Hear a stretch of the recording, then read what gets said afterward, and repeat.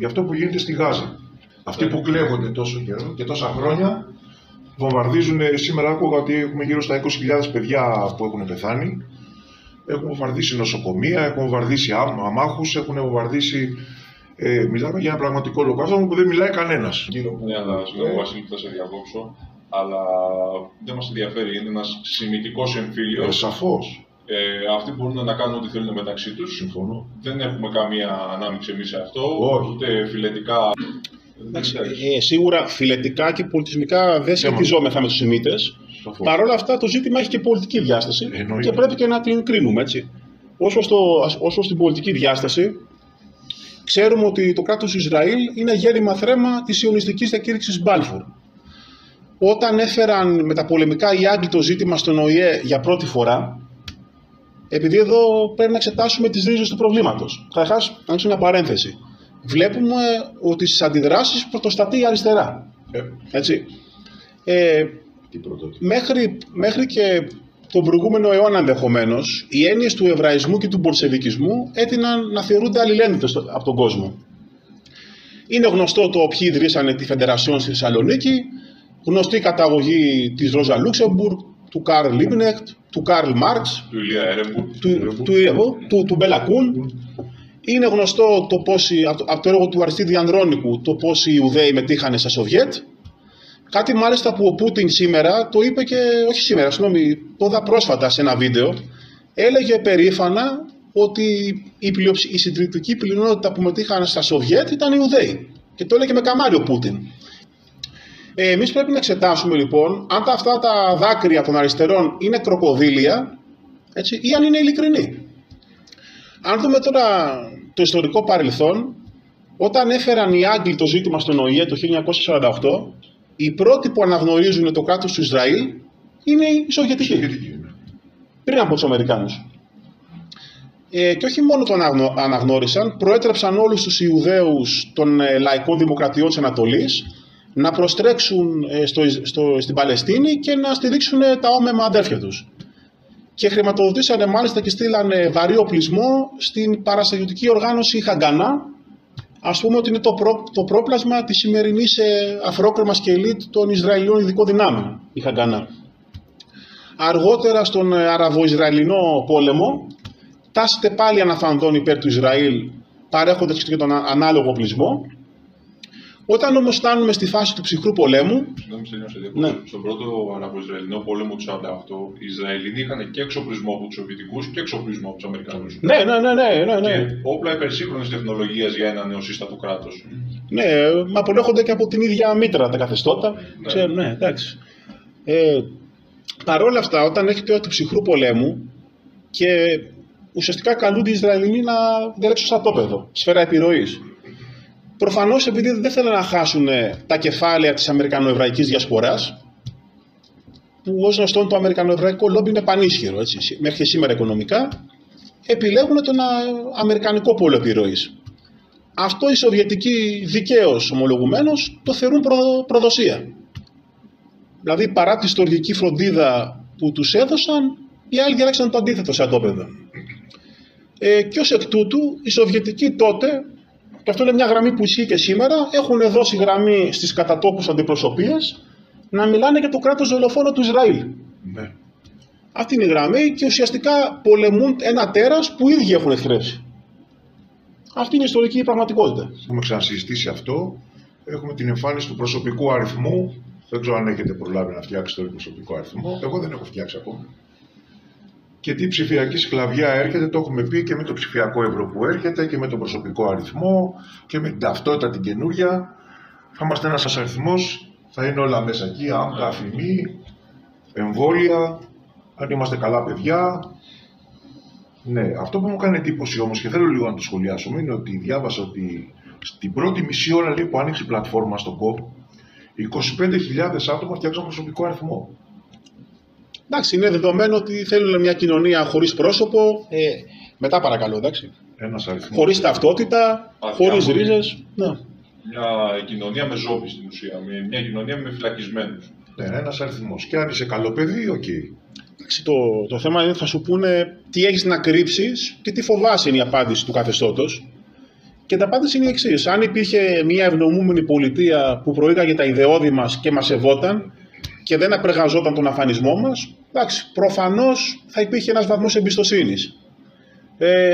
Αν όμως έχουμε να κάνουμε με το σημερινό καθεστώς το καπιταλιστικό, το εθνοκτόνο, το φιλοκτόνο και το προδοτικό, σίγουρα αυτό μόνο κακεντρεχείς υποψίες μπορεί να γύρει, έτσι. Μας διαβεβαιώνουν όμως ότι να μην φοβόμαστε. Ναι, και ο Σπύριδων Άδωνης Γεωργιάδης δεν είπε ότι για το DNA που παίρνουν από τα παιδιά, τα νεογέννητα και θα τα δίνουν σε εταιρείες. Σε αυτές τις ΜΚΟ, τις νεοσύστατες. Εντάξει, αυτά είναι οι ειδήσεις που κάποτε θα έπρεπε να προκαλούν σάλου διαμαρτυριών και τώρα περνάνε έτσι στα ψηλά. Έχουμε πάθει. Τώρα που να πάμε τρίμερο για το Αγιο Πνεύμα, μόνο διακοπές. Ναι, συμφωνώ. Έχουμε πάθει μυθιντρατισμό και όλα φαίνονται φυσιολογικά. Έχουμε πάθει ανοσία στο. Νομίζω πρέπει να κάνουμε μια ειδική ομιλία για το πώς έχει καταντήσει ο κόσμος έτσι. Να τα δέχεται όλα όμως χωρίς τίποτα. Δηλαδή, σαν να γίνονται όλα. Εντάξει, είτε σε εθνικά θέματα είναι. Αυτό είναι θέμα ψυχιατρικής, δεν είναι θέμα πολιτικού σχολιασμού. Αν έρθει ένα ειδήμον, να το δούμε. Ναι. Θες να πεις? Ο Ζαν Ζακ Ρουσόφ για το Εθνικό Συμβόλαιο. Αυτό. Εντάξει, αυτό έχει χαλάσει την ποιότητα του κόσμου ευρύτερα. Έτσι, τώρα. Μα σκέψου, παλιά για να υπάρξει ζήμωση με έναν ομοειδεάτη θα πήγαινε σε ένα βιβλιοπωλείο, σε ένα στέκι, σε μια εκδήλωση και τώρα υπάρχουν οι ομαδικές στο Telegram και μιλάνε έτσι. Πίσω από ψεύτικα προφίλ. Και πάνω στο πάθο για τον βαθμό αποδοχής ήθελα να επισημάνω κάτι για η τεχνική του παραθύρου του Όβερ. Κατά πόσο το δεχόμαστε, δηλαδή κάτι που θεωρείται αδιανόητο. Ναι, εντάξει, κοιτά. Όλα, το σύνολο. Το καθεστώς έχει κοινωνιοψυχολόγους. Ναι, είναι και κάτι ακόμα. Δηλαδή, βλέπεις ότι αυτό που θεωρεί το ριζοσπαστικό πριν 50 χρόνια, πλέον οι συντηρητικοί το προστατεύουν. Και απλά το νέο που είναι καινούριο. Εντάξει, έχει.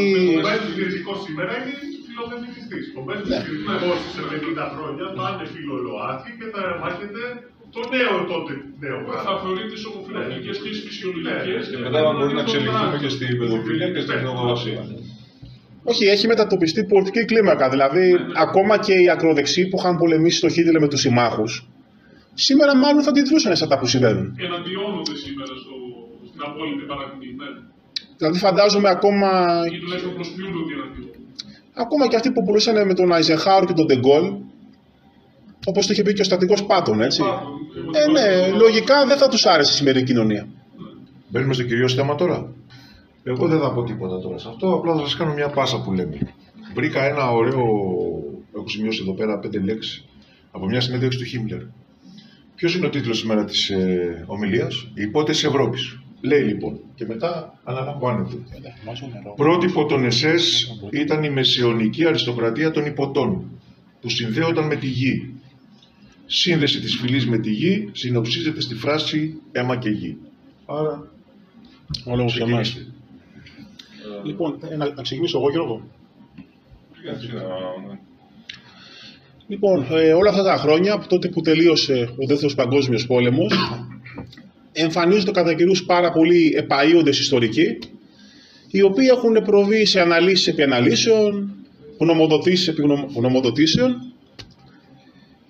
Παρ' όλα αυτά, στα τόσα βιβλία που έχουμε διαβάσει, δεν έχει διερωτηθεί ουδής τι ήταν αυτό που όθησε τόσες χιλιάδες νέους ιδεαλιστές να πεθάνουν για τον ιερό σκοπό του εθνικοσοσιαλισμού.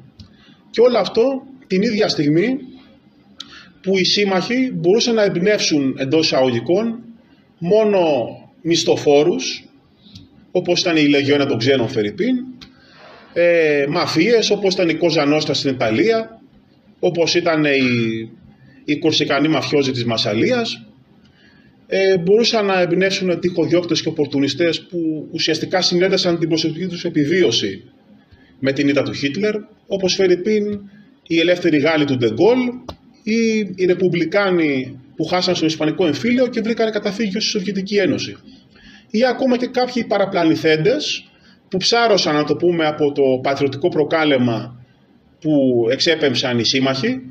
Εδώ βλέπουμε τον Εά Μελάς, έτσι, να χρησιμοποιεί ορολογίες όπως ο Στάλιν και με τον πατριωτικό πόλεμο που δεν υπάρχουν στο σκληρό πυρήνα της κομμουνιστικής ιδεολογίας. Ο εθνικοσοσιαλισμός αντιθέτως κατάφερε να εμπνεύσει καλλιέργησε ένα όραμα και κάποιοι σκοτωθήκανε για αυτό το όραμα. Γιατί λοιπόν τόσοι ιδεαλιστές άφησαν την τελευταία τους πνοή στις μογγολικές στέπες? Και επίσης δεν μπήκαν ποτέ στη διαδικασία να προσδιορίσουν τη βαθύτερη υφή των Waffen-SS και το Schutzstaffel ως ευρύτερο πολιτικό οργανισμό. Και αυτό σήμερα το κάνουμε εμείς ανταυτόν. Για να πάρουμε τα πράγματα από την αρχή και να δούμε καταρχάς ένα θέμα πώς φτάσαμε στην υποκατάσταση και στην αφομοίωση των Sturmabteilung από τα Schutzstaffel. Λοιπόν, ξεκινάμε από τη 30 Ιανουαρίου του 1933. Ο Χίτλερ χτίζεται καγκελάριος, όπως γνωρίζουμε, και παρά την αδιαφεσβήτητη πολιτική ισχύ του NSDAP αντιμετωπίζει ένα πρόβλημα. Ουσιαστικά δεν έχει τον απαραίτητο βαθμό επιρροής και ελέγχου σε αυτό που λέμε σήμερα κοινωνιολογικά βαθύ κράτος. Αστυνομία, στρατός, δικαιοσύνη, κεφάλαιο είναι οι θεσμοί πυλώνες που διέπουν όλα τα σύγχρονα κράτη, έτσι. Και επειδή οι διάφοροι φον, ξέρω εγώ, ο Κουρτ Φον Σλάιχερ, ο Φον Πάπεν, όλα αυτά, ναι, όλοι αυτοί, δηλαδή το συντηρητικό κατεστημένο του Βαϊμάρης, ο Φον Χίντεμπουργκ, όλοι αυτοί πιστεύαν ότι ο Χίτλερ και το NSDAP ήταν ένα παροδικό πολιτικό φαινόμενο, το οποίο δεν θα άντεχε στη διάρκεια του χρόνου και θεωρούσαν ότι με τους κατάλληλους χειρισμούς θα το καταστούσαν εκτελεστικό όργανο των συμφερόντων τους. Άρα λοιπόν βλέπουμε ότι υπάρχει μια εύθραυστη ισορροπία, δηλαδή τα θεμέλια της διακυβέρνησης δεν είναι στέρεα. Και πάνω σε αυτή την εύθραυστη ισορροπία διαμορφώθηκαν διχογνωμίες εντός του NSDAP. Η ηγεσία τώρα του Sturmabteilung ασκούσε πιέσει στο Χίτλερ να προβεί στην λεγόμενη δεύτερη κοινωνική επανάσταση, που σηματοδοτούσε την ευθεία ρήξη με το αστικό καθεστώς στα πρότυπα των σταλινικών εκαθαρίσεων που είχαμε δει στη Σοβιετική Ένωση. Αυτό βέβαια, όπως καταλαβαίνουν όλοι, θα σήμαινε αυτομάτως έναν εμφύλιο πόλεμο με τον θεσμικό στρατό της Γερμανίας. Ο Χίτλερ ρεαλιστήσεων ήταν σε θέση να αντιληφθεί ότι τα Sturmabteilung, που κακά τα ψέματα επιδίδονταν κυρίως σε οδομαχίες όλα αυτά τα χρόνια και έχοντας υποστεί και το πάθημα με το πραξικόπημα της Μπελαρίας, που πήγε να καταλήξει και στην ποινικοποίηση του εθνικοσοσιαλισμού εν τέλει, υιοθετεί ένα διαφορετικό δόγμα επανάστασης. Υιοθετεί τη βαθμιαία και εξελικτική επανάσταση. Τι σημαίνει αυτό το δόγμα? Ότι θα ξύλωνε τα παράσιτα της προσικής αριστοκρατίας από τις νευραλγικές θέσεις του κρατικού μηχανισμού και σε ένα εύλογο βάθος χρόνου θα τα υποκαταστούσε με τις καλύτερες ποιότητες του NSDAP. Με στόχο να συνταυτίσει τις οντότητες του κράτους και του κόμματος σε μια ζώσα πολιτική οντότητα. Βεβαίως, στις μάζες αρέσουν τα άμεσα, τα βραχυπρόθεσμα αποτελέσματα. Αυτό δεν έγινε άρεστο. Βέβαια, άμα μιλάμε για κοινωνική επανάσταση, άμα δούμε την πολιτική του Χίτλερ, ποια ήταν? Εκμηδένισε την ανεργία, διπλασίασε το εισόδημα του Γερμανού πολίτη, βελτίωσε τους όρους της εργασίας και τα περιβάλλοντα και πέσανε οι τιμές των προϊόντων, όπως και η φορολογία και για τους επιχειρηματίες, έτσι. Δεν νομίζω ότι θα διαφωνήσει κάποιος ότι αυτό είναι μια μορφή επανάστασης στον κοινωνικό-οικονομικό ιστό. Μέσα σε 2 χρόνια έγινε υπερδύναμη η Γερμανία. Ναι. Οικονομικά. Ναι. Από εκεί και πέρα, τώρα, και να πούμε και το εξής, έτσι, ήξερε ότι σε περίπτωση εμφυλίου, ας πούμε Sturmabteilung με Reichswehr, εντάξει, οι ξένες δυνάμεις που ήταν εχθρικά προσκύμενες στο Χίτλερ θα υποστηρίζανε τη Reichswehr. Ναι. Όπως και όλοι οι καπιταλιστές του κατεστημένου της Βαϊμάρης. Γι' αυτό λοιπόν κατέφυγε στην βαθμία και εξελικτική επανάσταση. Οι μεγάλες δυνάμεις τώρα, που είχαν επιβάλει και την ταπεινωτική συνθήκη των Βερσαλιών, παρατηρούν αυτόν τον διχασμό εντός των κόλπων του NSDAP και αποφασίζουν να εργαλειοποιήσουν την πλευρά των δυσαρεστημένων εναντίον της διακυβέρνησης του Χίτλερ. Μέσα σε αυτό το πλαίσιο, ο Χίτλερ λαμβάνει σε καθημερινή βάση, με βομβαρδιστικούς ρυθμούς, αναφορές από την Abwehr ότι η ηγεσία των Sturmabteilung και συγκεκριμένα ο Ernst Röhm, τον οποίο βέβαια τον σεβόμαστε απόλυτα για τον πρώτερο βίο του, Ήταν καθοριστικό στην ενδυνάμωση του NSDAP. Μα ο ίδιος ο Χίτλερ είχε καλές σχέσεις μαζί. Ναι, ναι. Εντάξει, είχε ένα διάστημα που δυσαρεστήθηκε, πήγε στη Βολιβία. Αν θέλει κάποιος βιβλιογραφία, του προτείνω να διαβάσει το βιβλίο του Βεργίδη, έτσι, για τον Χίτλερ. Ναι. Και περιγράφει μέσα αναλυτικά και παραθέτει τους συντρακτικούς διαλόγους που είχαν γίνει. Ο Χίτλερ προσπαθούσε να τον πείσει ότι αυτό που κάνει δεν θα βγει σε καλό. Ούτε για τον εθνικό σοσιαλισμό, ούτε για τον ίδιο.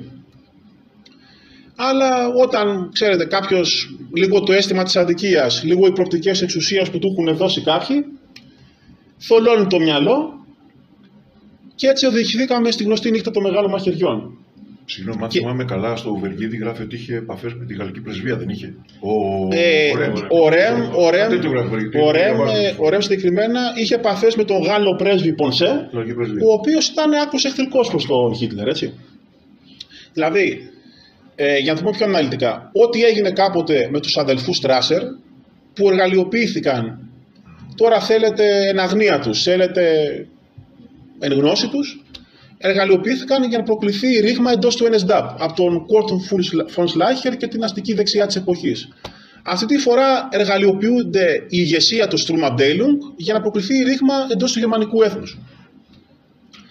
Φτάνουμε λοιπόν στη νύχτα των μεγάλων μαχαιριών και εδώ τώρα υπάρχει κάτι ενδιαφέρον. Ο Καρλ Σμιτ, Μιχάλη, πώς ερμήνευσε τη νύχτα των μεγάλων μαχαιριών? Ως αυτοάμυνα. Ναι, γιατί θεωρούσε ότι ο κυρίαρχος πρέπει να επιβάλλεται εντός ενός ομοιογενούς συνόλου. Δηλαδή, το αναφέραμε και λίγο πιο πριν, μια ας πούμε λίγο ουσοική επιρροή.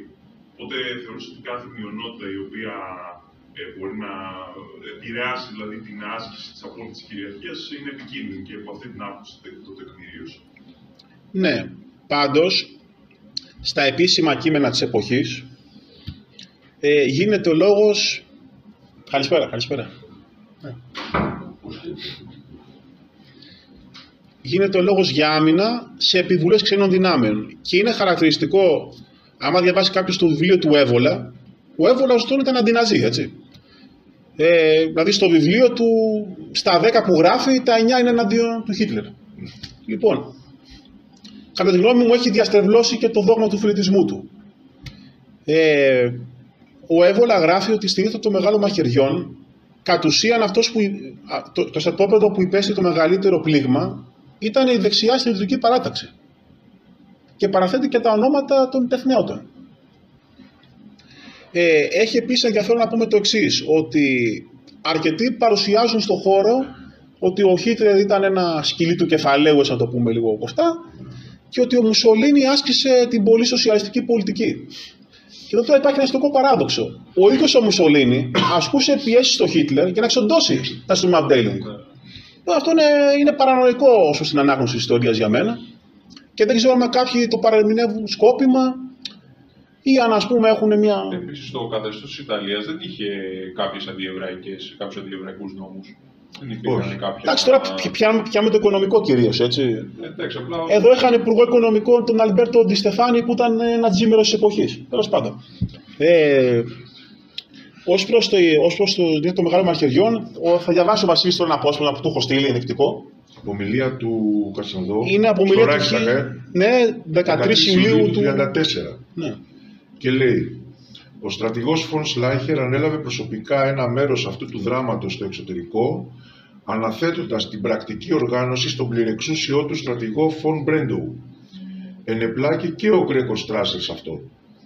Σε τελευταία προσπάθεια, στις αρχές Ιουνίου, κάλεσα τον Ρέμ για συζήτηση. Τον ενημέρωσα ότι είχε λάβει εντύπωση από ανυπολόγιστες φήμες ότι απρόσκοπτα στοιχεία ετοίμαζαν μια εθνικομπολσεβίκικη ενέργεια. Επιπλέον έμαθα φήμες ότι υπήρχαν σχέδια να εμπλακεί και ο στρατός στο σχήμα αυτό. Οι συνωμότες υπέθεσαν ότι οι διαταγές που θα δίνονταν στην ΕΣΑ, στο όνομά μου, όχι μόνο θα κινητοποιούσαν την ΕΣΑ σε όλο το Ράιχ, αλλά και θα προκαλούσαν αυτόματη διάσπαση κάθε άλλης αντιτιθέμενης δύναμης εντός του κράτους. Ο αρχηγός επιτελείου Ρεμ, ο Gruppenführer Ernst, ο Obergruppenführer Hans, ο Χάν και αρκετοί άλλοι δήλωσαν ενώπιον μαρτύρων ότι αρχικά έπρεπε να ξεκινήσει η πιο αιματηρή δυνατή σύγκρουση με τους αντιπάλους τους διάρκειας αρκετών ημερών. Αν κάποιος με κατηγορήσει και με ρωτήσει γιατί δεν προσέφυγα στα τακτικά δικαστήρια, τότε δεν έχω παρά να το απαντήσω. Σε αυτή την ώρα ήμουν υπεύθυνος για τη μοίρα του γερμανικού λαού και συνεπώς έγινα ο ανώτατος δικαστής του γερμανικού λαού. Δεν ήταν μυστικό ότι αυτή τη φορά η Επανάσταση έπρεπε να είναι ματηρή. Όταν μιλούσαμε για αυτήν, την ονομάζαμε νύχτα των μεγάλων μαχαιριών. Πρέπει να είναι ξεκάθαρο για όλους στο διηνεκές ότι όποιος υψώνει το χέρι του ενάντια στο κράτος, η μοίρα του είναι ο βέβαιος θάνατος. Ακριβώς. Να πούμε επίσης ότι τα Summa με τα Schutzstaffel, πέραν αν θέλετε της φατριακής διαφοράς, είχαν και άλλες αψημαχίες. Ας πούμε, τα SA ενεφορούνται από έναν εθνικιστικό σοβινισμό και δεν υιοθετούσαν τον φιλετισμό των SS. Δηλαδή το θεωρούσαν κάτι ακατανόητο για τον γερμανικό λαό και θεωρούσαν ότι οδηγεί το κίνημα στην περιθωριοποίηση. Απ' την άλλη, τα Schutzstaffel κατηγορούσαν τα Sturmabteilung ότι δεν είχαν αυστηρά κριτήρια εισδοχής μελών, ότι έβαζαν μέσα ομοφυλόφιλους, Εβραίους και ενίοτε και αλλόφιλους. Τώρα δεν μπορώ να τα διασταυρώσω όλα αν ισχύουν και σε τι βαθμό. Εμείς τώρα περιγράφουμε βάσει πηγών το τι ίσχυε, έτσι. Και εν τέλει οδηγηθήκαμε στην αφομοίωση. Δηλαδή εν τέλει τα Schutzstaffel αφομοίωσαν μετά την ήττα των μεγάλων μαχαιριών τις ποιοτικές μονάδες των SA που έκριναν ότι μπορούν να συμβαδίσουν ιδεολογικά και τη συνέχεια τη γνωρίζετε. Τώρα, για να επανέλθουμε στο αρχικό ερώτημα του τι ήταν τελικά τα Schutzstaffel. Ήταν ένα μυστικιστικό τάγμα προς εναείτες υπότες? Ήταν η ακατανίκητη ελίτ μιας πολεμικής μηχανής που έκανε πράγματα και θαύματα? Ήταν μια σκοτεινή παγανιστική αίρεση? Τι ήταν τελικά? Οι περισσότεροι έχουν την αίσθηση, ας πούμε, ότι ξεκίνησε ως προσωπική φορά του Χίτλερ και αργότερα, αφού αφομοιώθηκαν και τα SA, διευρύθηκαν διοικητικά, διευρύθηκαν στρατιωτικά, πήγαιναν σε χώρες κατοχής και ασκούσαν διοικητικό έλεγχο, αστυνόμευαν, σατολογούσαν εθελοντές για το ανατολικό μέτωπο κλπ. Έτσι ξεκίνησαν ουσιαστικά. Στην πραγματικότητα όμως ήταν κάτι πολύ βαθύτερο και πολύ σχηδέστερο. Σε ένα καθαρά φιλοσοφικό επίπεδο θα λέγαμε ότι ήταν η αναβίωση του ομηρικού ιδεώδους και μιας ηρωικής ηθικής που σήμερα έχει ξεχαστεί στο σύγχρονο κόσμο. Ήταν επίσης η αναβίωση ενός ιερού άριου θεσμού, του πολίτη οπλίτη, που βασιζόταν στις αξίες της φιλοπατρίας, της τιμής και του κλέους. Εδώ τώρα στο φιλοσοφικό επίπεδο πρέπει να πούμε ότι η δομή των Schutzstaffel συνδέεται και με την πλατωνική πολιτεία. Σύμφωνα με την πολιτεία του Πλάτωνα, οι κυβερνήτες του κράτους πρέπει να προέρχονται από την τάξη των πολεμιστών.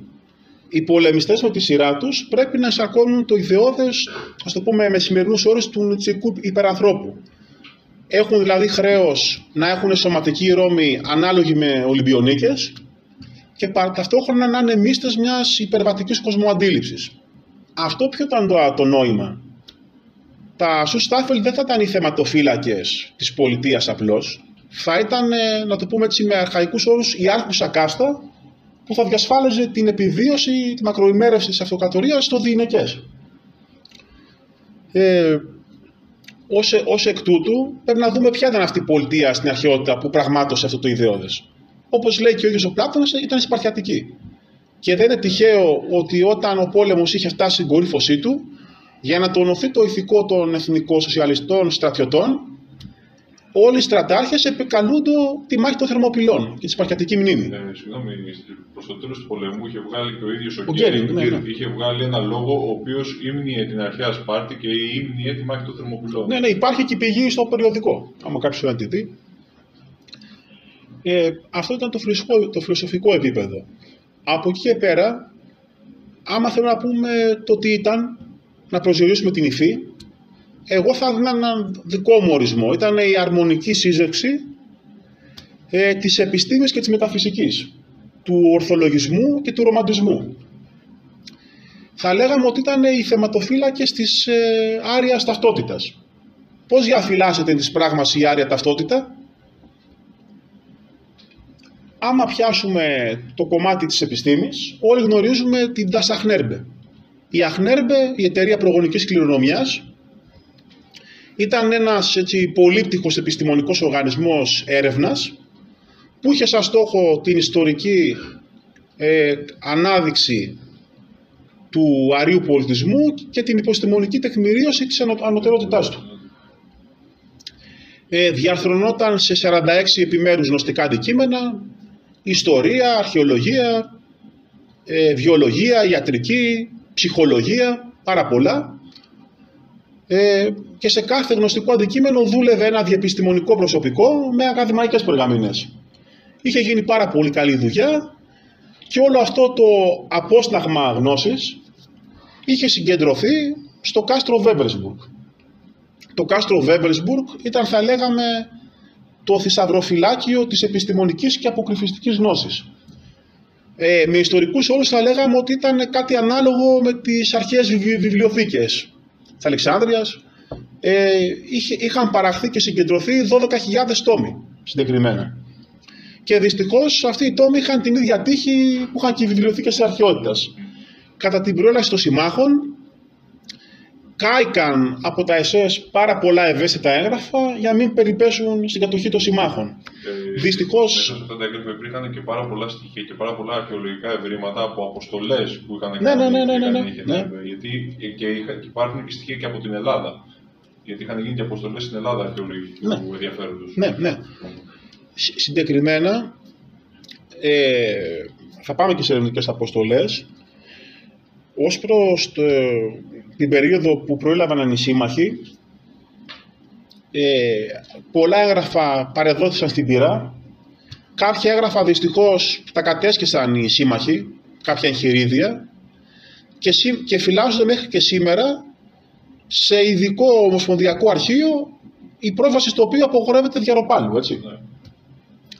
Και ευτυχώς κάποια έγγραφα έχουν σωθεί μέχρι και σήμερα σε ειδικές κρύπτες και παραμένουν άγνωστα. Όπως είπε και ο Γιώργος, αυτό ισχύει στο εσωτερικό. Όσο στο εξωτερικό, η Αχνέρμπε έκανε ερευνητικές αποστολές και εκτός Γερμανίας. Είχαν γίνει και στην Ελλάδα, υπήρχε η επιχείρηση Edelweiss, για όποιον ξέρει, που είχαν γίνει ερευνητικές αποστολές στη Δοδόνη, στους Δελφούς και στην Ολυμπία. Και στο Δίστομο, ναι. Υπήρχε η επιχείρηση Υπερβορέα στην Ισλανδία για να προσδοθεί μια επιστημονική υπόσταση στο μύθο της έσχατης Θούλης. Αυτός προς το επιστημονικό κομμάτι. Άμα τώρα δούμε το μεταφυσικό κομμάτι, το Σουστάφελ, που θεωρώ ότι εδώ είναι και το ενδιαφέρον, όταν μιλάμε για τη μεταφυσική των ΕΣΕΣ, μιλάμε για άρια θρησκευτικότητα. Πώς εκδηλώνεται αυτή η άρια θρησκευτικότητα? Σε πάρα πολλά πεδία. Μπορούμε να δούμε, φερειπίν, τις τελετές ορκομοσίας και μοίησης των δόκιμων μελών. Μιλάμε ουσιαστικά για τελετουργικά δρόμενα προχριστιανικά παρμένα από την άρια θρησκευτική παράδοση. Ανάλογα τελετουργικά είχαμε σε τελετές ονοματοδοσίας, στην τήρηση συγκεκριμένων θρησκευτικών επετείων, όπως το χειμερινό Ιωστάσιο, το θερινό Ιωστάσιο. Ηρίστον παρόδο υπάρχει φωτογραφία από τελετουργία που κάνουν τα ΕΣΕ στην Ακρόπολη για το χειμερινό Ιωστάσιο, δημοσιευμένη. Πάρα πολλές γιορτές για ηλιακές θεότητες, σχετικά με τη γονιμότητα της φύσης. Λίγο πολύ αυτά είναι γνωστά. Υπάρχει άφωνο φωτογραφικό υλικό, δεν χρειάζεται να αφαιθούμε εκτενώς. Μπορεί να δει κάποιος και τα ρουνικά σύμβολα που υπήρχαν στα νεκροταφεία των ΕΣΕΣ. Και στα σύμβολα των μεραρχιών τους. Και σε αυτά. Δηλαδή, για να έχουμε εικόνα, άμα πήγαινε κάποιος σε ένα νεκροταφείο των ΕΣΕΣ, θα έβλεπε ρουνικά σύμβολα όπως το Τυρ, το Wolf's Angel, ο Μαύρος Ήλιος. Υπήρχαν και χριστιανικοί σταυροί, αλλά ήταν κυρίως μεραρχίες που δεν είχαν ιδεολογική φόρτιση.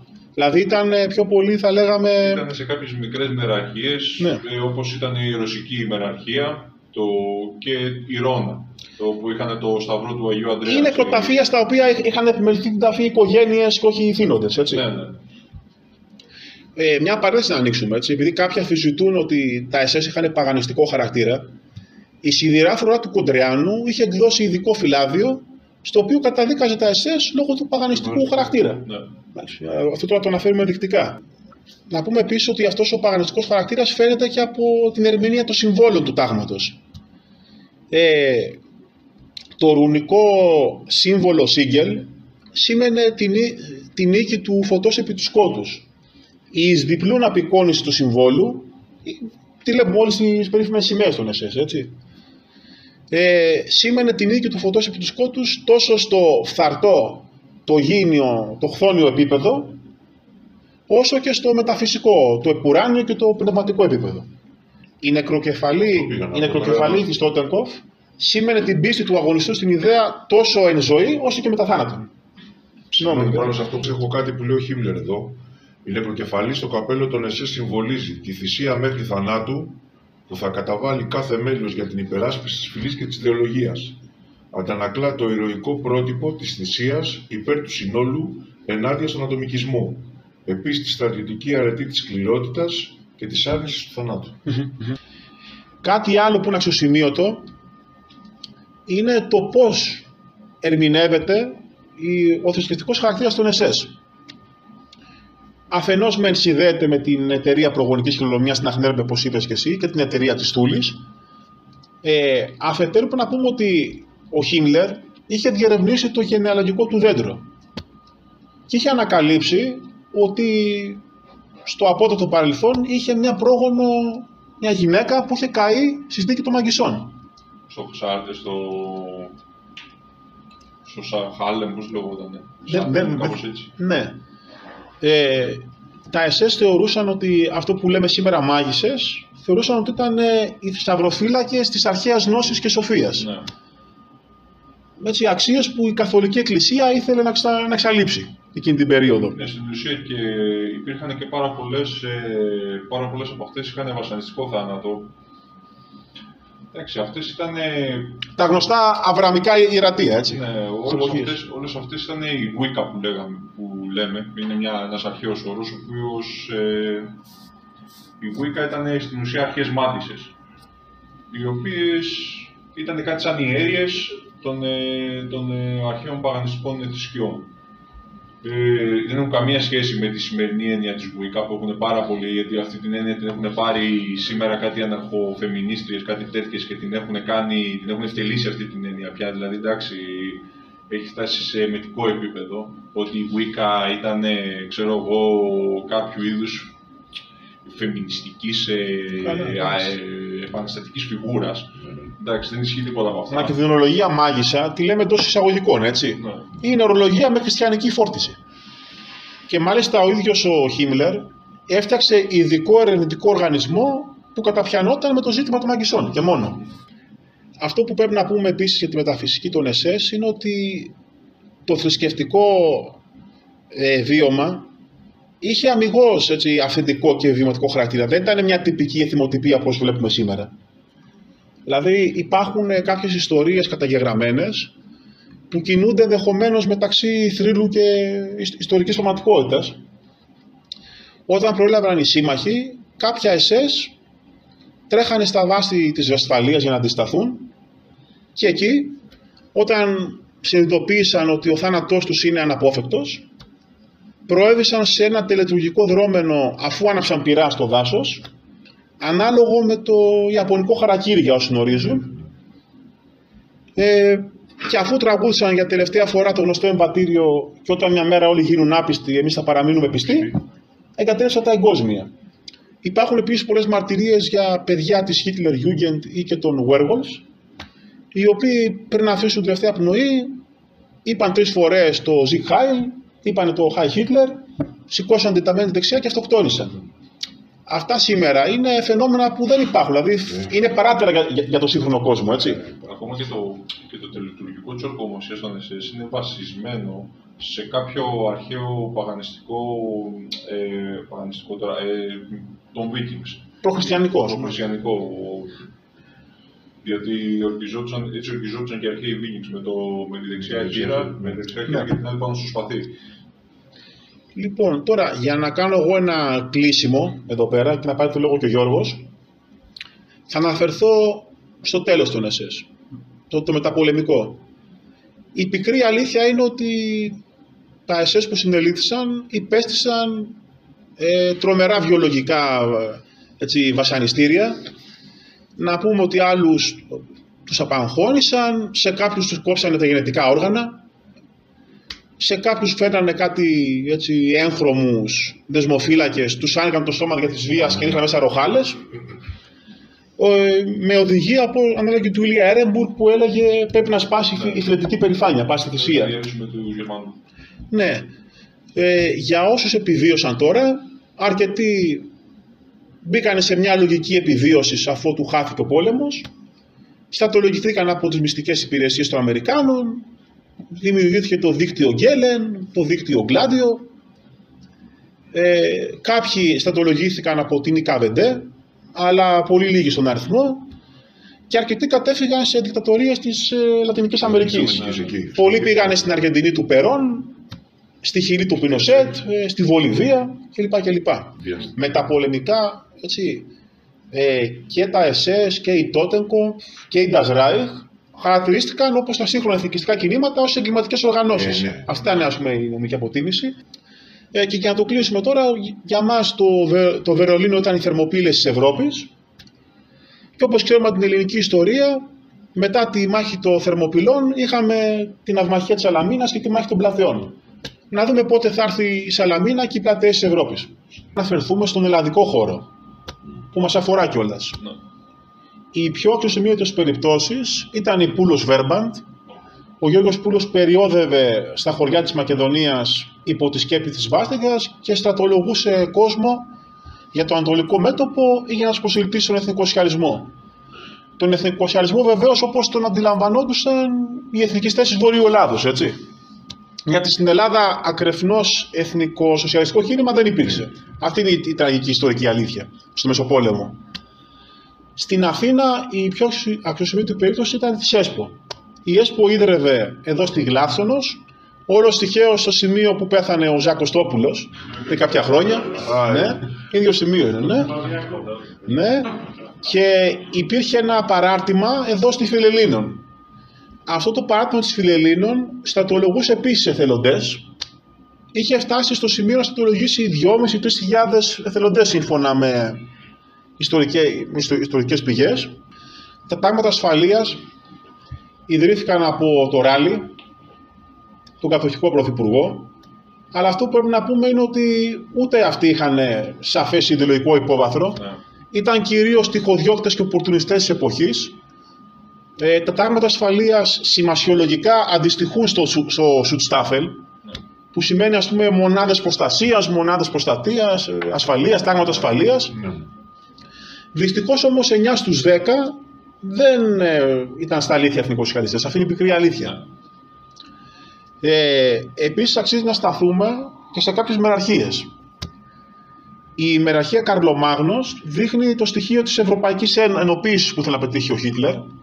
Παρότι βέβαια αρκετά SS κατηγορούσαν τον Καρλομάγνο για τη σφαγή που έκανε στους Άξονες στο Βέρντεν, στο πλαίσιο του βίου εκχριστιανισμού, έτσι. Όπου κάγει και το Ήρμηνσου. Ναι, ναι. Υπήρχε βεβαίως και το στοιχείο της Καρολίγιας αναγέννησης, που σήμαινε μια επιστροφή στην αρχαιότητα. Και αν θέλουμε να βάλουμε και μια άλλη παράμετρο, πρέπει να σταθούμε και στη μεραρχία Φλόριαν Γκάγερ. Τη μεραρχία εθελοντών από το Ανατολικό μέτωπο που ήταν οι Γερμανοί στην ουσία. Ήταν Γερμανοί και ήταν σύμβολο της σοσιαλιστικής εξέγερσης. Ναι. Με τη μαύρη στρατιά του Φλόριαν Γκάγερ, ο οποίος είχε συνταχθεί στο πλευρό των εξεγερμένων χωρικών της Φραγκονίας το 1525. Και πέρα από τη σοσιαλιστική εξέγερση, συνδέεται και με το υποτικό πνεύμα των SS. Τι μπορούμε να πούμε για το υποτικό πνεύμα των SS? Εν αντιθέσει με τους υπόλοιπους στρατούς που το δόγμα τους ήταν η άλογη βία, η ψυχολογική βία και κάθε είδους φρικαλιότητα, τα SS είχαν έναν κώδικα τιμής, είχαν έναν κώδικα δεοντολογίας. Χαρακτηριστικό παράδειγμα είναι ότι απαγορευόντουσαν δια θανάτου οι βιασμοί. Ναι. Όποιος πάρει το βιβλίο του Σκορτσένη, οι καταδρομικές μου επιχειρήσεις, ο Σκορτσένη περιγράφει ένα περιστατικό. Το έχουμε αναρτήσει και στο ιστολόγιο πιο παλιά. Παραθέτει μια μαρτυρία που λέει: κατηγορήθηκε χωρίς σοβαρά αποδεικτικά στοιχεία ένα στρατιώτης των SS για βιασμό μιας Γαλλίδας. Ο ταξίαρχός του τον εκτέλεσε παρότι τα στοιχεία ήταν ανεπαρκή. Αν κάνουμε τώρα τη σύγκριση με τις μογγολικές ορδές του Ήλια Έρεμπουργκ, εντάξει, νομίζω φαίνεται ποιότητα, ακριβώς. Να πούμε επίσης ως προς την Ευρωπαϊκή Ένωση που αναφέραμε, την Ευρωπαϊκή Ενοποίηση. Ο Χίτλερ σκόπευε να προβεί σε ενοποίηση όλων των ευρωπαϊκών εθνικισμών σε ένα ενιαίο μέτωπο, σε μια σταυροφορία ενάντια στον καπιταλισμό και στον πολσεβικισμό. Αυτή η ενοποίηση θα γινόταν στο πλαίσιο του κοινού φιλετικού δόγματος. Η ιστορική αλήθεια είναι η εξής. Η προσπάθεια του Χίτλερ βρέθηκε εγκλωβισμένη στις αξιώσεις που είχαν αυτοί οι εθνικισμοί και στις διαχρονικές ενδοσυντουσιακές τους τριβές. Δηλαδή, είχαμε εδώ στην Ελλάδα, εμείς είχαμε τη Μεγάλη Ελλάδα, το Μάγνα Γκρέτσια. Οι Ιταλοί είχαν το Mare Nostrum. Οι Βούλγαροι θέλανε τη Θεσσαλονίκη και έξοδο στη θάλασσα. Οι Ιταλοί ήταν σε σύγκρουση με τους Σλοβαίνους. Οι Σέρβοι με τους Κροάτες, οι Τσέτνικ και οι Ουστάσοι. Οι Ουκρανοί με τους Ρώσους. Έτσι, ο Βλασόφ με τον Μπαντέρα, φερρυπίν. Οι Φλαμανδοί με τους Βαλώνους. Ναι, ξέρετε, όταν υπάρχουν αυτά τα εθνικιστικά μίση επί αιώνες, δεν είναι εύκολο κάποιος να γίνει γεφυροποιός και να τα σβήσει. Ο Χίτλερ είχε σαφή φιλετικό χαρακτήρα και τα Waffen SS. Δηλαδή, μόνο το αγόρι μου να διαβάσει κάποιος, όταν ορίζει το περιεχόμενο της βάστικας, δηλώνει ξεκάθαρα, έτσι, απερίφραστα, ότι συμβολίζει τον αγώνα της άραγης ανθρωπότητας. Δεν μιλάει για το γερμανικό έθνος όταν χρησιμοποιεί τη σβάστικα. Όλα αυτά τα εθνικιστικά κινήματα, του Κοντρεάνου, της φασιστικής Ιταλίας, η Τσέτνικ, η Ουστάση, ενεφορούνται στην πραγματικότητα από έναν ρηχό σοβινιστικό εθνικισμό. Ίσως με εξαίρεση τον Ντεγκρέλ και κάποιες λαμπρές προσωπικότητες όπως ο Μπραζιλιάκ, δεν υιοθετούσαν το φιλετικό δόγμα του Χίτλερ. Και γι' αυτό φτάσαμε στο σημείο που φτάσαμε κάποια στιγμή. Θα ήθελα να μιλήσω σχετικά με αυτό που είπες τώρα για τα βασανιστήρια που έγιναν σε πάρα πολλούς συναγωνιστές εκείνης της εποχής, όπως ήταν ο Όσκαρ Ντίλερ Βάγκερ. Ο Όσκαρ Ντίλερ Βάγκερ ήταν ένας μεγάλος στρατιωτικός ηγέτης της εποχής. Δεν ήταν πρόσως αριστοκράτης, όπως ήταν μεγάλη κάστα του στρατού της Wehrmacht. Ήταν ένας πολύ αποτελεσματικός διοικητής, ο οποίος αντιστάθηκε στους Πολσεβίκους και γι' αυτό ήταν ο λόγος τον οποίο τον σκοτώσανε με τα πολεμικά και του βάλανε και πολλά εγκλήματα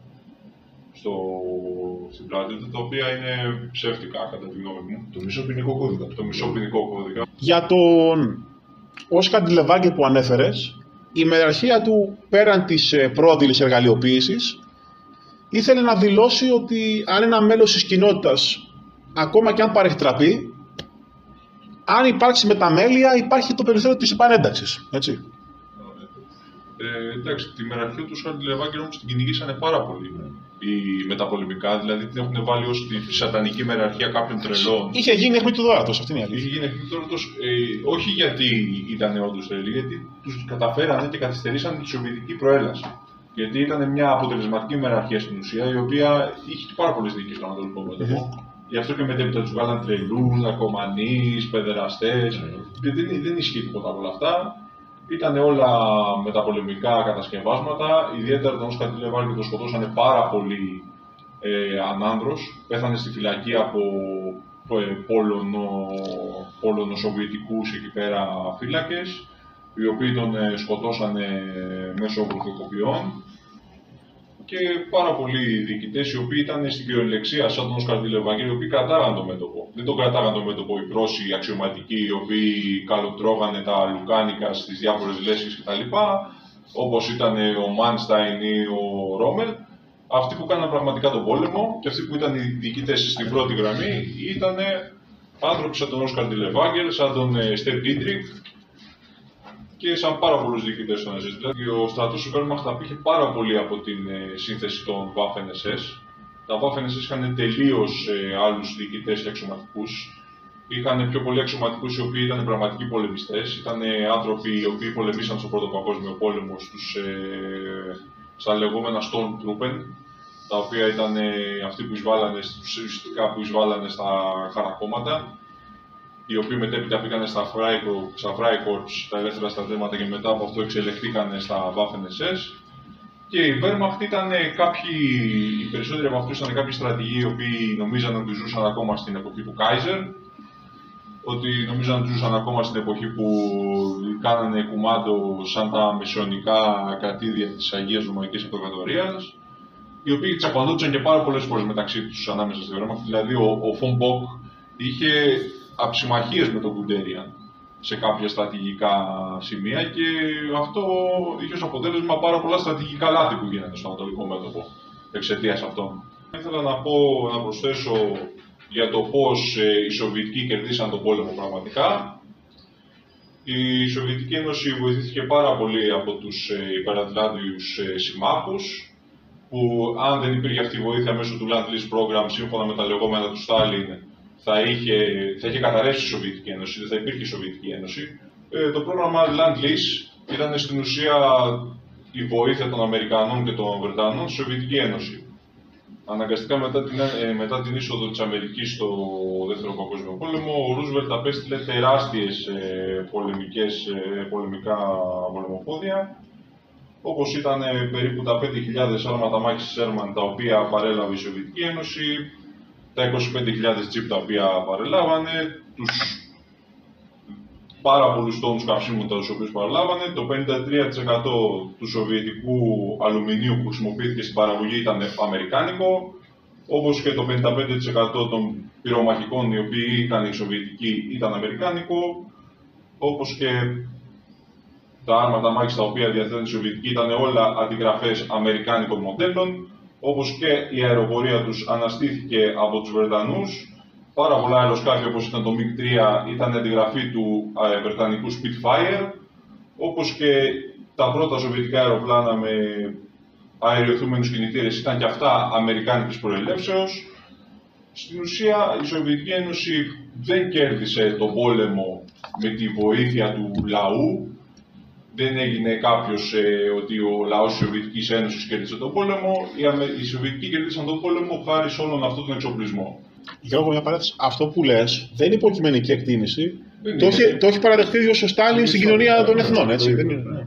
Ναι, μετέπειτα. Εντάξει, από αυτό το λέω τώρα για κάποιες αριστερές οργανώσεις που βγαίνουν και λένε ότι σας τσακίσαμε στο Βερολίνο, σας κάναμε, σας ράναμε.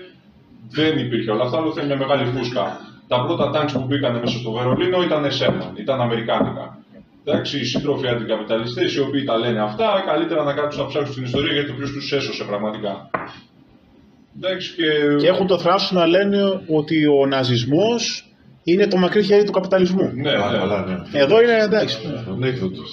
Και μετέπειτα, δηλαδή, και μετά τον πόλεμο υπήρχε συνεργασία μεταξύ Σοβιετικών και Αμερικάνων. Δηλαδή, πριν ξεκινήσει ο πόλεμος της Κορέας μέχρι το 1950, οι Σοβιετικοί και οι Αμερικάνοι ανταλλάσσαν συνέχεια υλικό μεταξύ τους. Πώς νομίζετε δηλαδή ότι οι Σοβιετικοί από το 1939 που είχαν κάτι δίπλανα, κάτι απαχαιωμένα αεροσκάφη, καταφέρανε να έχουν κινητήρες πυράβλων, να έχουν όλα αυτά? Όλα αυτά τα πήραν από τους Αμερικάνους.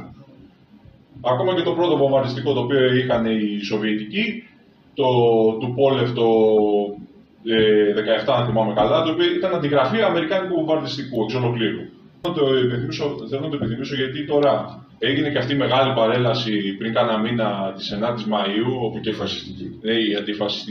η αντιφασιστική νίκη των λαών, οι οποίοι μπήκαν στο Βερολίνο, που πολεμήσανε. Υψώθηκε η κόκκινη σημαία στο Reichstag. Υψώθηκε η κόκκινη σημαία της ελευθερίας στο Reichstag.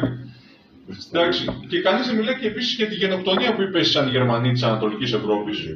Αυτή η γενοκτονία έχει ταυτεί στην κυριολεξία από την ιστορία, γιατί μην ξεχνάμε την γενοκτονία που έγινε στο Κούνιγκσμπεργκ από τους Σοβιετικούς. Δηλαδή, να μην σας θυμίσω το έγκλημα πολέμου για το οποίο δεν μιλάει κανένας τους, το οποίο ήταν η βύθιση του Wilhelm Gustloff, του υπεροκεάνιου των Γερμανών, το οποίο μετέφερε πρόσφυγες προς την Νορβηγία. Και οι δειλοί Σοβιετικοί βύθισαν αυτό το συγκεκριμένο πλοίο με 8.500 παιδιά και γυναίκες, το οποίο πλοίο δεν ήταν ούτε καν πολεμικό. Ήταν για τη μεταφορά προσφύγων. Κανείς δεν μιλάει για αυτό το έγκλημα, κανείς δεν μιλάει για τα εγκλήματα που κάνανε όλοι αυτοί οι Τατάροι που έχουν έρθει από τις στέπες της Μογγολίας, γιατί δεν ήταν οι λευκοί Ρώσοι οι οποίοι πολεμούσαν. Ήταν όλοι κάτι Τατάροι, κάτι Τουρκμένοι που ήρθαν από τα βάθη της Μογγολίας. Αυτοί ήταν στην ουσία ο στρατός του Στάλιν. Βιασμοί των γυναικών. Περί τα 2 εκατομμύρια γυναίκες βιάστησαν κατά την είσοδο αυτών των στρατευμάτων ελευθερίας που μπήκαν στο Βερολίνο, για τα οποία κανένας δεν μιλάει. Να μην πούμε για Δρέσδη και τέτοια έτσι. Να μην πούμε για Δρέσδη, αυτά. Ο συναγωνιστής τα πήγα. Κανένας για το καντίνι. Για το καντίνι μιλάμε. Προηγείται το...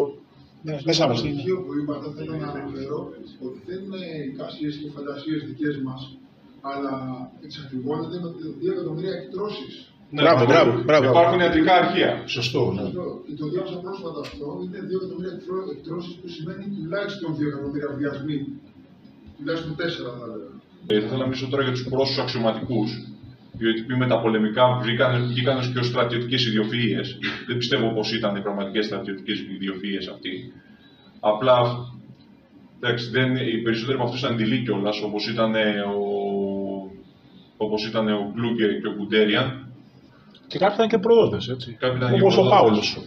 Ο Πάουλος είναι ένας πρόσωπος αξιωματικός, ένας δειλός στην κυριολεξία, ο οποίος δεν πολέμησε την ώρα που έπρεπε.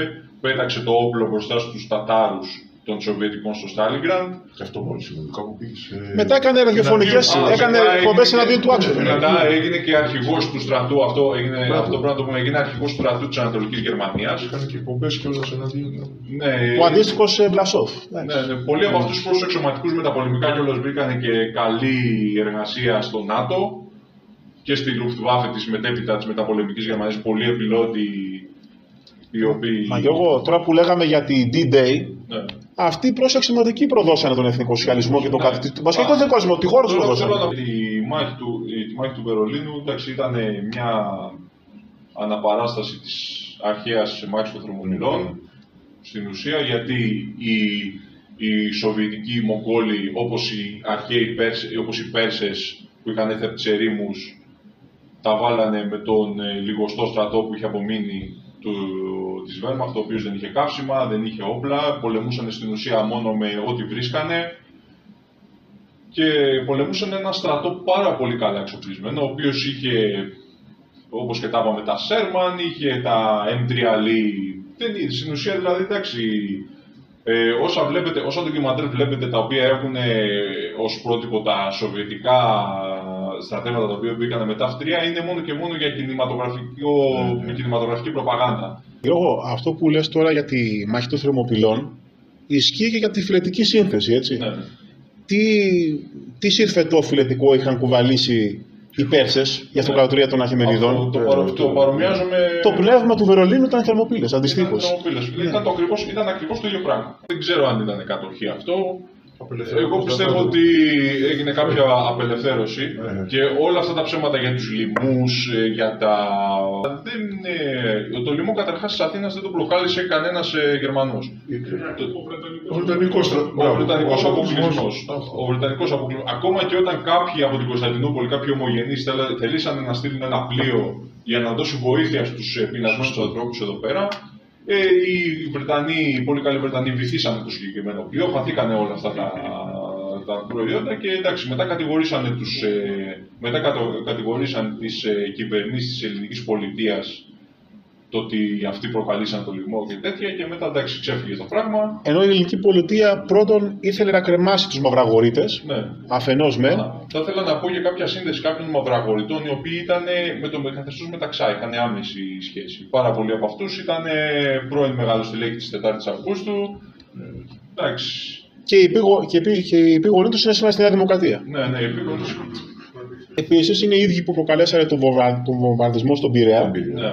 Και υπάρχει σήμερα αποχαρακτηρισμένο έγγραφο της CIA που λέει συγκεκριμένα ότι πρέπει να προκληθεί ο λοιμός στην Ελλάδα για να οδηγήσουμε τον κόσμο σε εξέγερση εναντίον των Γερμανών και να ενδυναμώσουμε και το αντιστασιακό κίνημα. Το οποίο αντιστασιακό κίνημα λεγόταν επίσης τους άκους, έτσι. Και ο ΕΔΕΣ και η ΧΗ και ο Ελλάς και όλος οι πατριώτες εντός εισαγωγικών. Πολλές ύλιδες. Λέω αυτό μόνο και κλείνω γιατί θεωρώ ότι ο χώρος λίγο δεν το έχει συνειδητεύσει όσο θα έπρεπε αυτό το θέμα. Σε συνέχεια αυτό που είπαμε για την περίοδο δηλαδή του ίδιου του Δεύτερου Παγκοσμίου Πολέμου, με τα πολεμικά, η νέα γενιά των μαρξιστών, οι οποίοι ουσιαστικά έχουν σε συνεργασία με τους νεοφιλελεύθερους κυριαρχείς πολιτισμικά, έφυγαν από την Γερμανία και βρήκαν καταφύγιο στη μητερούλα τους στις Ηνωμένες Πολιτείες. Στη σχολή της Φραγκφούρτης, δηλαδή από εκεί στελεχώθηκε και ναι, καλά αυτό και χρηματοδοτήθηκε. Τώρα που λες για την Πολωνία, κανείς δεν μιλάει για το παρασκήνιο πρόοδου της εισβολής στην Πολωνία. Θέλω να μιλήσω για τον Πλιτζούνσκι, τον μεγάλο στρατηγό της Πολωνίας, τον στρατηγό Πλιτζούνσκι, ο οποίος πέθανε το 1936. Αλλά ο συγκεκριμένος είχε μια καλή σχέση με τη Γερμανία στην ουσία. Υπήρχε κάποια αμοιβαία, εντάξει, υπήρχαν καλές εμπορικές σχέσεις. Στην ουσία, όταν πέθανε ο Πλιτζούνσκι, ανέλαβε την εξουσία ο Σμίγκλι, ένας Εβραιοπολωνός, ο οποίος είχε την ιδιότητα του δικτάτορα. Στην ουσία είχε ένα πρωθυπουργό μαριονέτα και έκανε αυτός κουμάντο από πίσω για την Πολωνία. Κανείς δεν μιλάει για τη γενοκτονία των Πολωνών μεταξύ 1936 και 1939 που έγινε εναντίον των Γερμανών. Στον διάδρομο Ντάνσικ και στο Μπίτκος. Θέλανε στην ουσία να διώξουν τους Γερμανούς από εκεί πέρα. Γι' αυτό έγινε και πραγματικά η εισβολή στην Πολωνία. Για το οποίο κανείς δεν μιλάει. Λέει ότι κάποια μέρα ο Χίτλερ τρελάθηκε και έκανε εισβολή. Αυτό δεν ισχύει. Οι Πολωνοί προκαλούσαν πάρα πολύ στην προπολεμική περίοδο και οι Πολωνοί επίσης εκείνη την εποχή είχαν εισβάλει και στην Τσεχοσλοβακία. Γιατί όλοι μιλάνε για την εισβολή των Γερμανών στην Τσεχοσλοβακία, αλλά κανείς δεν μιλάει για την εισβολή που κάνανε οι Πολωνοί σε περιοχές της Σιλεσίας. Είχαν αποσπάσει μέρος τους. Είχαν υποκατοχή τους μέρος της Σλοβακίας. Κανείς δεν μιλάει για αυτό. Ήθελα μόνο να πω για την Πολωνία. Εμένα αυτό ήταν το ερώτημα που έκανα και ο ίδιος στον εαυτό μου όταν λίγο άρχισα να έρθουμε σε επαφή με το δικό μας χώρο. Αν το σκεφτούμε, είναι δηλαδή πραγματικά παρανοϊκό ότι όλος ο δεύτερος παγκόσμιος πόλεμος, τουλάχιστον με το επίσημο αφήγημα, ξεκίνησε λόγω της εισβολής στην Πολωνία. Ενώ αυτό που, εντάξει, όπως είπατε και εσείς πάρα πολύ εύστοχα, η Γερμανία είχε και ένα λόγο να το κάνει, όπως παρενέβη και σε άλλες περιοχές με γερμανικούς τίτλους. Το αστείο είναι ότι ενώ προέκυψε λόγω της εισβολής των Γερμανών στην Πολωνία, η Πολωνία εν τέλει κατέληξε σε Σοβιετική Ένωση, δηλαδή σε χειρότερη θέση από ό,τι ήταν πριν. Και επίσης. Και στη Σοβιετική Ένωση δεν κηρύχθηκε πόλεμος. Ναι, αυτό ήθελα να πω. Παράλληλα έγινε εισβολή και των Σοβιετικών. Μετά, αυτό δηλαδή έχει περάσει τα ψηλά γράμματα. Ενώ σε πολλές συζητήσεις που κάνω, γιατί αυτό είναι και ένα ερώτημα που μέχρι και οι φιλελεύθεροι το έχουν υιοθετήσει. Εμείς βέβαια, ο χώρος, μην πούμε τι που είμαστε. Αλλά θέλω να πω ότι όταν το θέτεις και σε φιλελεύθερους αλλά και σε κομμουνιστές ειδικά, μου έχει κάνει εντύπωση εδώ, να επικαλεστώ λίγο και αναφερθήκα στο σημείο λίγο πιο πριν, η αντίληψη που έχουν οι κομμουνιστές αυτό είναι ότι έγινε για καλό σκοπό, δηλαδή η συγκεκριμένη σχολή. Ήθελα να πω δηλαδή επικαλούνται μια δικιά τους πλεονεξία ηθική για αυτό το θέμα. Οι Ηνωμένες Πολιτείες στην ουσία σήμερα έχουν τα Waffen-SS ως ήρωες. Κανείς δεν μιλάει στην Ευρώπη για το ότι υπάρχει μνημείο στη Ρήγα της Λετωνίας, ότι υπάρχει μνημείο σε κεντρική πλατεία για τη μεραρχία των Waffen-SS των Λετωνών. Ήταν πραγματικά εθνικοί ήρωες, ήταν οι μόνοι που πολεμήσαν τους Σοβιετικούς. Ετήσια παρέλαση. Ετήσια παρέλαση, γιατί και παρελάβουν κανονικά με τις στολές των SS, με τις νεκροκεφαλές τους. Τώρα για την εισβολή στην Πολωνία, να ξεκαθαρίσω ότι το σύμφωνο Ρίμπεντροπ-Μολότοφ ήταν μόνο συμμαχία. Ήταν μια αναγκαία συμμαχία μέχρι να καθυστερήσει η εισβολή στη Σοβιετική Ένωση. Και στην ουσία ο Χίτλερ ήθελε να στραφεί στη Γαλλία για να ξεφορτωθεί το εκεί μέτωπο και μετά να πάει προς τη Σοβιετική Ένωση. Αλλά δυστυχώς και άλλη κατάληξε ο πόλεμος. Ο Χίτλερ δεν υπολόγισε το ότι η Σοβιετική υπολόγισε μόνο το στρατό που είχαν οι Σοβιετικοί εκείνη την εποχή, δεν υπολόγισε την βοήθεια των Αμερικανών. Γιατί στην ουσία ο στρατός της Σοβιετικής Ένωσης εκείνη την εποχή δεν ήταν τίποτα. Δεν είχαν εξοπλισμό, δεν είχαν τίποτα. Πολεμούσαν με πέτρες. Αυτό αποδείχθηκε και στη Φιλανδία, όπου 14.000 αγρότες Φιλανδοί, οι οποίοι δεν είχαν πιάσει όπλο ποτέ στη ζωή τους, καταφέραν και νικήσαν ένα πάνωπλο στρατό μισού εκατομμυρίων, οι οποίοι εισέβαλαν. Και πώς το κατάφεραν να τον κερδίσουν, απλά βάζανε πέτρες στις ερπίστριες στα άρματα μάχης και κολλάγανε τα άρματα μάχης. Αυτή ήταν η σοβιετική υπεροπλία εκείνης της εποχής. Οι οποίοι Σοβιετικοί διατείνονται ότι οι Ναζί είναι τσιράκια του κεφαλαίου, αλλά επί Ρίμπεντροπ-Μολότοφ είχε γίνει στην Πολωνία ένας κοινός εορτασμός της εργατικής Πρωτομαγιάς και εδώ υπήρχαν οι σβάστηκες και εδώ υπήρχαν τα σφυροδρέπανα. Δηλαδή, εκείνο το χρονικό διάστημα το συγκεκριμένο, σε κάποια κοινά σημεία που μπορούν να συντέμνονται οι δύο κοσμοθεάσεις, είχαμε και κάποιες κοινές εκδηλώσεις. Έχω και αυτό ένα ιστορικό ενδιαφέρον. Waffen-SS σε πάρα πολλές περιπτώσεις, όταν μπήκαν σε πάρα πολλές πόλεις της Ανατολικής Ευρώπης, ήταν ως ήρωες. Είχαν τη μέση ροών, βγαίνανε άνθρωποι στα μπαλκόνια, τους πετάγανε λουλούδια. Όλα αυτά τα εγκλήματα τα οποία τους προσάψανε μετά τον Δεύτερο Παγκόσμιο Πόλεμο είναι όλα φούσκες. Τα περισσότερα είναι φούσκες στην κυριολεξία. Οι λαοί της Ευρώπης τους αντιμετωπίσανε ως απελευθερωτές, ιδιαίτερα οι Ουκρανοί, οι οποίοι είχαν και στην μεραρχία Γκαλίσια. Και την αστυνομική μεραρχία Highway. Ναι, και την αστυνομική μεραρχία. Και όχι μόνο αυτό, είναι και εδώ, έτσι. Θυμάσαι που λένε ότι με κλειστά παράθυρα, ερμητικά, άλλοι δρόμοι της Αθήνας. Ναι. Και υπάρχουν βίντεο που δείχνουν κόσμο να τους υποδέχεται με λουλούδια και με. Εγώ θα ήθελα να σου πω μια ιστορία που έχω ακούσει από τη γιαγιά μου. Όταν μπήκαν 27 Απριλίου του 1941 οι Γερμανοί στην Αθήνα, κάποιες εξαδέλφες της, οι οποίες είχαν πει στον δρόμο και μοιράζανε λουλούδια στις μηχανές που ερχόντουσαν μέσα στην Αθήνα, δεν υπήρχε αυτό το κλειστά παράθυρα. Κλειστά παράθυρα υπήρχαν όταν εισέβαλαν οι Σοβιετικοί στην Βαρσοβία.